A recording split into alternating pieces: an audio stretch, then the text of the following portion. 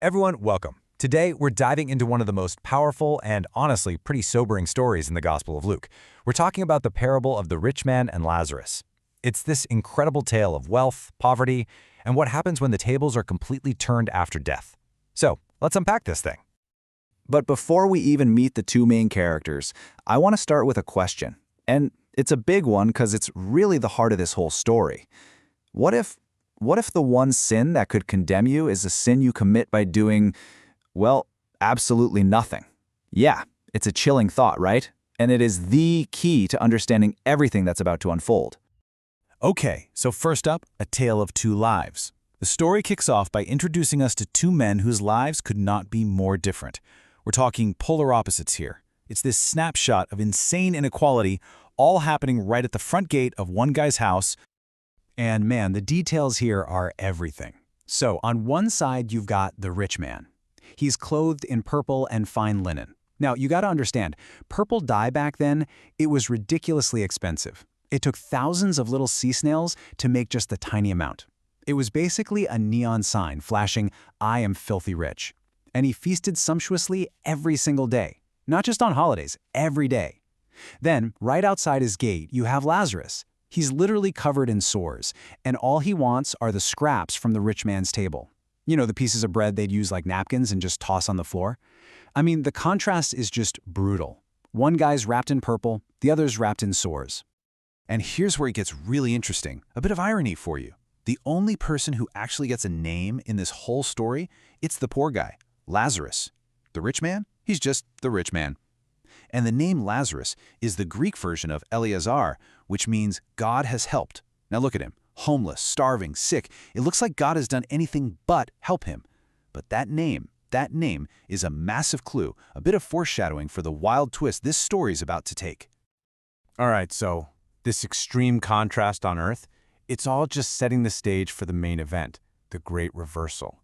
Because death comes for both of them, and as we all know, death is the great equalizer. In that one moment, all the purple robes, all the fancy dinners, poof, gone. It all becomes completely irrelevant. Everything is about to get flipped on its head. And again, the details about how they die are so important. So the poor man, Lazarus, dies, and he's carried by angels to Abraham's bosom. But notice what's missing. There's no mention of a burial. He was so poor he didn't even get that. The rich man, on the other hand, he died and was buried. You can just imagine the huge, expensive funeral he must have had. But his story doesn't end in a fancy tomb, nope. He wakes up in Hades, in absolute torment. So hold on. What exactly is Hades here? It's really important to get this right. This isn't exactly the modern fire and brimstone idea of hell. In the ancient Jewish way of thinking, Hades, or Sheol, was kind of the general abode of the dead. It was where everyone went. But, and this is the key part, it was divided. There was a place for the righteous and a place for the unrighteous, with a huge, uncrossable chasm between them. And on the good side of that chasm, that's what's called Abraham's bosom. It's such a beautiful image, right? It's meant to evoke this feeling of ultimate comfort and honor, like being held close by the great patriarch of the faith, Father Abraham himself. For a guy like Lazarus who had zero comfort in his entire life, this is the ultimate homecoming. So you see the complete 180. It's a total flip-flop. The guy who had everything on earth now has nothing but pain. And the guy who had literally nothing is now being comforted in the highest place of honor. The parable just hammers this point home. Your earthly bank account means absolutely nothing when it comes to the final score. Okay, and this next part is really the moral core of the whole parable.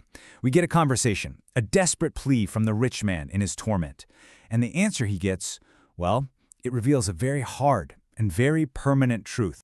Now listen really closely to what he asks for. He cries out, "Father Abraham, have mercy on me and send Lazarus to dip his finger in water and cool my tongue."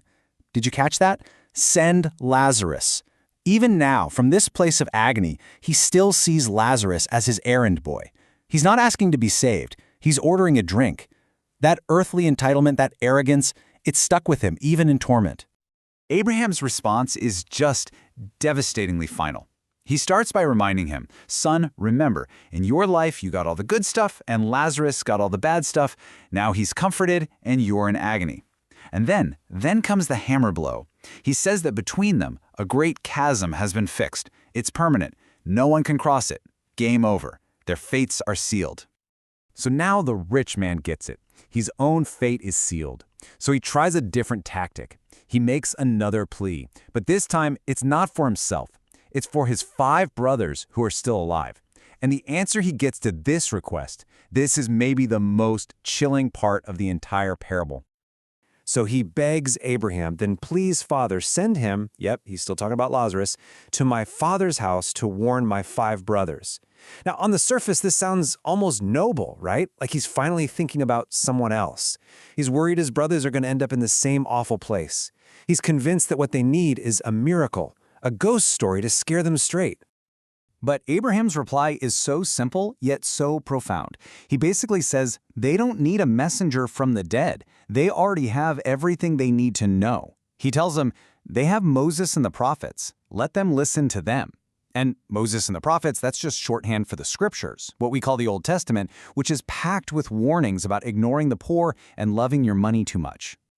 But the rich man just doesn't buy it. He argues back, saying, "No, Father Abraham, but if someone from the dead goes to them, they will repent."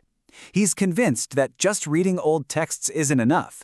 What his brothers really need is something spectacular, a miracle. And you can kind of see his point, can't you? Wouldn't a ghost be more convincing than a book? And this is the mic drop moment of the whole parable. Abraham's final line is absolutely stunning. He says, if they do not listen to Moses and the prophets, they will not be convinced even if someone rises from the dead. Wow, think about that. He's saying that if your heart is already closed, if you're willing to ignore the truth that's right in front of you in black and white, then not even the most mind-blowing miracle in the world will change your mind. And of course, that's a chilling foreshadowing of Jesus' own resurrection, which so many people saw or heard about and still refuse to believe. So this brings us full circle, right back to that question from the beginning. We've seen the rich man's terrible fate, but what was his actual crime? What did he do to deserve all this? Because the story is weirdly silent about the usual list of big sins. And here it is, the core lesson. The rich man's crime wasn't something he did. It was what he failed to do. He wasn't condemned for some evil act he committed, but for the good he simply chose not to do. His was the sin of nothing, of inaction, of indifference. I mean, just think about it for a second. The story never says he was a thief. It doesn't say he was a murderer or an adulterer. Sure, he was materialistic, he was a glutton, but the sin that ultimately condemned him, the one that sealed his fate forever, it was just stepping over Lazarus every single day. Walking out his gate, seeing this man suffering, and choosing to do absolutely nothing. He saw the need, and he just walked on by. That's what we call a sin of omission, failing to do the good you know you should. And this right here is why this story from 2,000 years ago still hits so hard today. It's a mirror. It forces us to look at our own lives. Because, let's be honest, in a world with so much wealth and where we're connected to everything, it's also really easy to build our own gated homes, isn't it? To insulate ourselves from the suffering that's just on the other side of the screen or on the other side of town. The parable's ultimate challenge is to make us ask that uncomfortable question.